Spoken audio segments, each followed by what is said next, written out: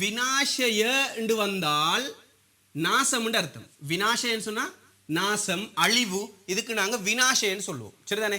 இப்ப இந்த வெட்டுப்பட்டு விநாச என்ற சொல் கரணவாவோட சேரும். விநாச கரணவா, நாசமாக்குகிறான். யா சல்லி விநாச கரணவா, அவர் காசை அநியாயமாக்குகிறார். அநியாயமாக்குறது தானே, நாசப்படுத்துறது, காசை அழிக்கிறது. தாத்தகி சல்லையா விநாச கரணவா, அப்பட காசை அவர் அழிக்கிறார். தாத்தகி சல்லி, அப்பாவுடைய காசை யா விநாச கரணவா, அவர் அழிக்கிறார். விநாச கரணவா, விநாசகரண அழிக்கிற. விநாசகரண சல்லிட்டிக்க மாட்டது என்ன, விநாசகரண சல்லிட்டிக்க மாட்டது என்ன, அநியாயமாக்குற காசை எனக்கு தாங்க, மாம் பிசினஸுக்கு அக்கறான்னா. எதிர்வரும் 25ஆம் தேதி நமது சிங்கள பேச்சு பயிற்சி ஆரம்பமாக உள்ளது. இந்த வகுப்புகள் ஜூம் வழியாக நடத்தப்படும். விரும்பியவர்கள் இந்த வகுப்புகளில் பங்கு பெற்றலாம். மேலதிக தகவல்களுக்கு அழையுங்கள் 0777484445.